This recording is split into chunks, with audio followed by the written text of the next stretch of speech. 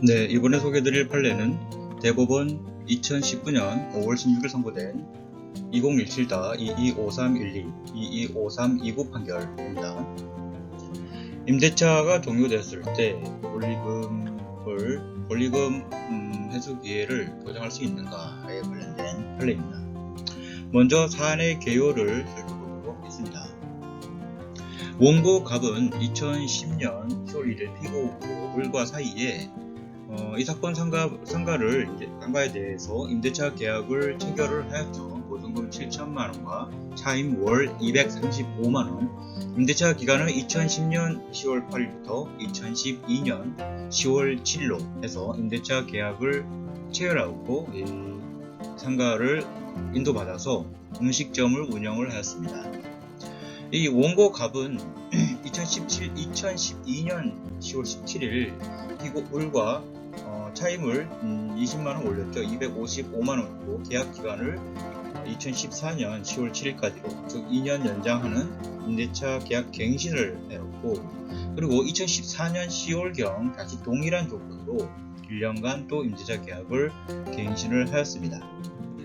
원고 갑은 임대차 기간이 만료되기 전인 2015년 7월 16일에 소외 병에게 이 사건 상가의 영업시설, 입금 거래처 등 유무형의 재산적 가치인 이 권리금 1억 4,500만원을 양도하는 권리금 계약을 체결하였습니다. 그리고 피고 을에게 소외 병과 새로운 임대차 계약을 체결하여 줄 것을 요청하였죠.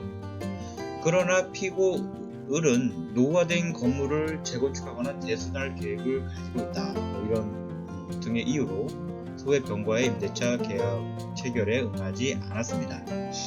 이래서 이제 원고는 이제 여기서 임차인이죠. 그리고 이제 피고는 임대인입니다. 근데 이제 여기서 반소 피고 반소 원고 나오는데, 이것은 이제 상호 이제 피고가 다시 이제 원고를 상대로 소를 제기했을 때 피고가 반소 원고가 되고 원고가 반소 피고가 됩니다. 어쨌든 뭐 사안을 간략하게 설명하기 위해서 임차인을 원고라 보고 그리고 임대인을 피고라 칭해서 이제 살펴보도록 하겠습니다. 그래서 임차인이 임대인을 상대로 임대차 보증금 반환을 구하는 청구를 하고, 그 다음에 이제 임차인은 새로운 임차인을 이제 병이라는 새로운 임차인을 이제 마련을 해서 임대인에게 소개를 했는데 임대인이 거절합니다. 그래서 이런 새로운 임차인을 구해서 임대차 계약을 체결해달라, 그래서 권리금 회수 기회를 보장받기 위한 이런 행위에 대해서 임대인이 거절을 했기 때문에 권리금 회수 방해로 인한 손해배상 청구도 구하였습니다. 여기에 대해서 피고는 반소로 차임 상당의 부당이득금을 구하였고, 원심은 이제 임대차 원고의 임대차 보증금 반환 청구를 이제 일부 받아들여요. 여기서 이제 뭐 상계하고 뭐 밀린 임금 이제 제외하고 하면 이제 여러 가지 결론이 나오겠죠.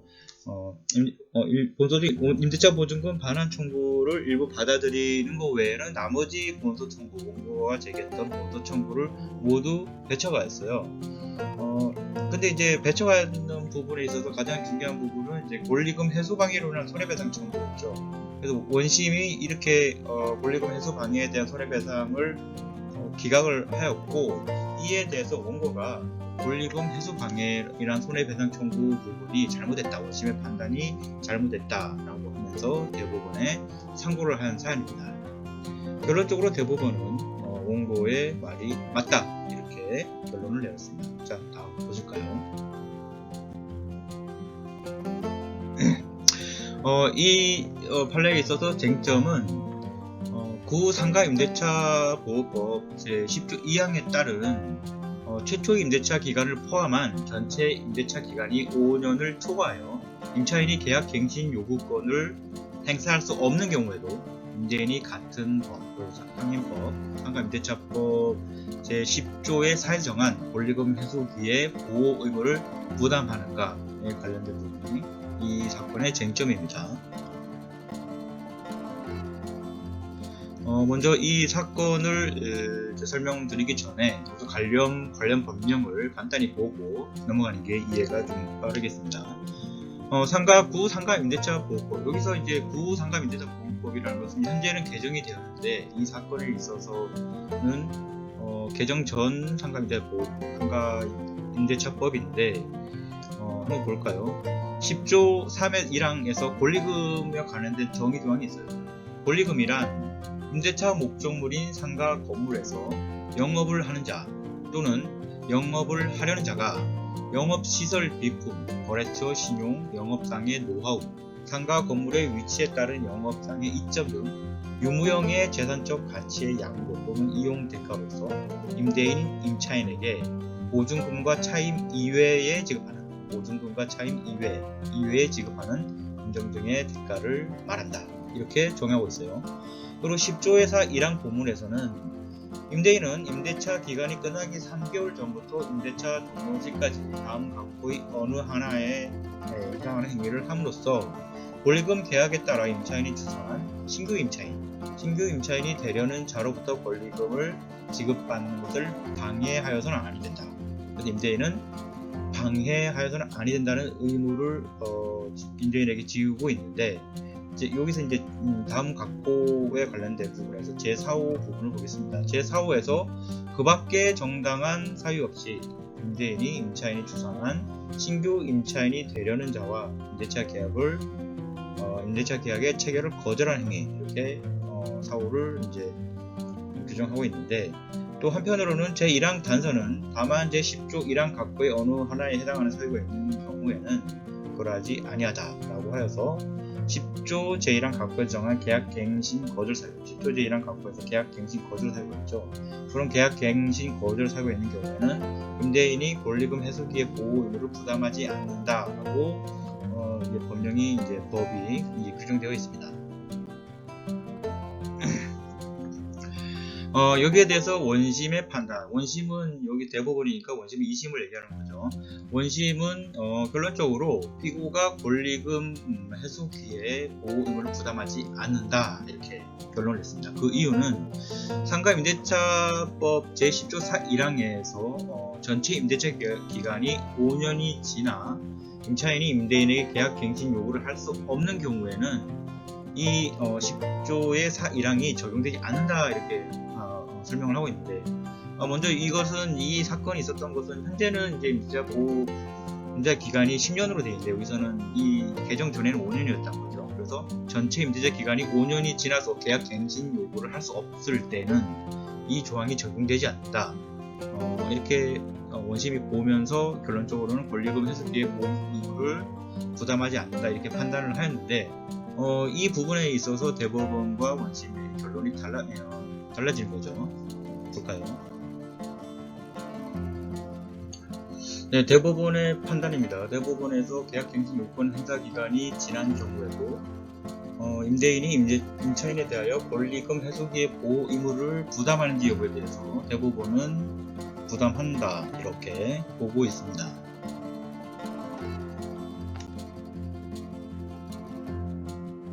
그 이유를 한번 살펴보도록 하겠습니다. 예외 사유에 해당하지 않는다. 이것이 첫 번째 사유입니다. 상가 임대차법 제10조 4는 임차인의 계약 갱신 요구권 행사 기간의 만료를 권리금 해소기의 보호 의무의 예외 사유로 정하고 있지 않다. 이렇게 보고 있는 거죠.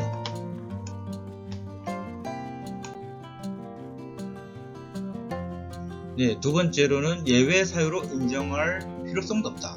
이렇게 보고 있습니다.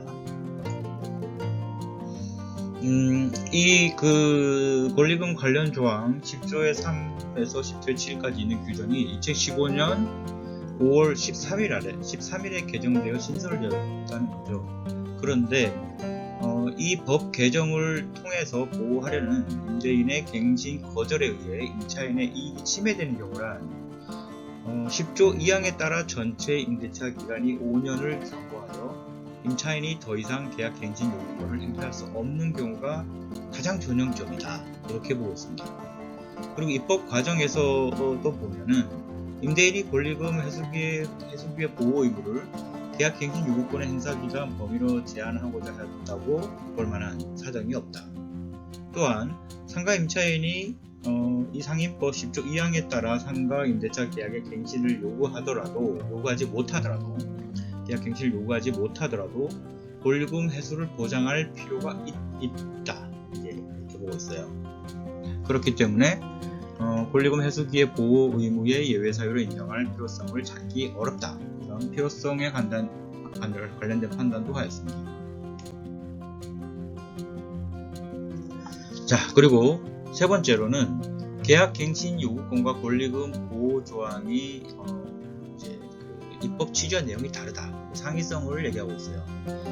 먼저 10조 1항에서 정하는 임차인의 계약 갱신 요구권은 임차인이 임대차 기간이 만료되기 6개월 전부터 1개월 전까지의 사이에 계약 갱신을 요구하면 그 단서에서 정하는 사유가 없는 한 임대인이 계약 갱신을 거절할 수 없도록 하여 상가 임차인에게 최소한의 영업 기간을 보장하기 위해서 임차인의 주도로 임대차 계약의 갱신을 달성하려는 것이다. 이렇게 보고 있는데 반면에 10조 4는 임대차 계약이 종료된 경우에도 상가 임차인이 일정한 범위에서 영업상 유무형의 재산적 가치를 회수할 수 있도록 보장하기 위해 임대인에게 권리금 회수기의 보호 의무를 부과하는 것이다. 이렇게 해서 두 조항의 입법 취지 내용이 다르다는 거죠.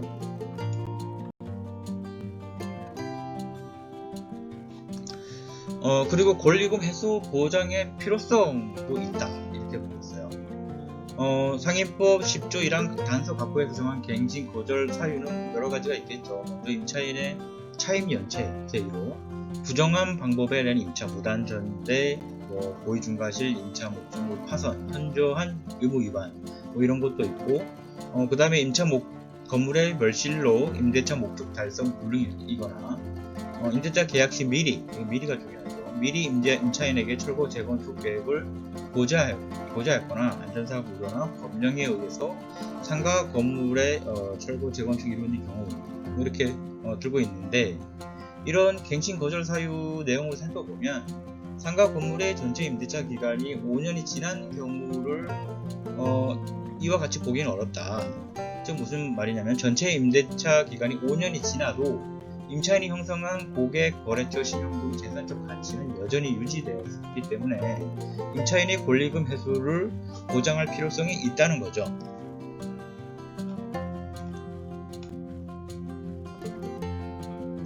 네, 그리고 임대인의 사용 소유권을 과도하게 제한하는 것도 아니다. 이렇게 보고 있습니다. 임차인이 주선한 신규 임차인이 되려는 자가 보증금이나 차임을 지급할 자격이 없거나 또 신규 임차인이 되려는 사람이 임차인의 의무를 위반할 우려가 있거나 이런 여러 가지 이유가 있을 때는 임차인이 이제 신규 임차인을 주선했더라도 계약 체결을 강제하는 부당한 경우에는 거절할 수 있다. 이런 규정이 있다는 것이고, 그 다음에 임대인은 신규 임차인에게 시세에 비추어 현재의 고액 차임과 보증금이 아니라면 새로운 조건을 내고는 임대차 계약 체결도 요구할 수 있고, 이런 여러 가지 이유 때문에 임대인의 사용 소유권을 과도하게 제한하는 것은 아니다. 이렇게 또 판단을 하고 있어요. 네, 그래서 결론입니다. 그래서 대법원은 원고가 상임법 10조사 1항에 따라서 임대차 기간이 끝나기 3개월 전부터 임대차 종료 시까지 신규 임차인을 주선을 하였고, 그렇다면 피고는 정당한 사유 없이 신규 임차인과 임대차 계약 체결을 거절해서는 안 되고, 이런 것은 이제 원고와 피고 사이의 전체 임대차 기간이 5년을 지난 경우에도 마찬가지다. 이렇게 판단을 하면서 결국에는 원고의 이제 주장에 대해서 대법원이 손을 들어준 사안인 것이죠. 네, 그래서 이 판례는 이제 여기서는 5년의 사안이었는데요. 5년 즉 계약 기간이 법에서 보장한 계약 갱신 요구권을 행사할 수 없는 기간까지 계약이 꽉 차였을 때 이제 임차인이 신규 임차인을 데리고 왔어요. 권리금을 회수하기 위해서. 그때 임대인이 이제 여러 가지 거절 사유가 없다면 문재인은 그 권리금 회수 기회를 박탈하는 행위를 해서는 안 된다, 이런 판례인 거죠. 그래서 임차인의 권리금 보호를 상당히 두텁게 보장하는 이런 판례입니다.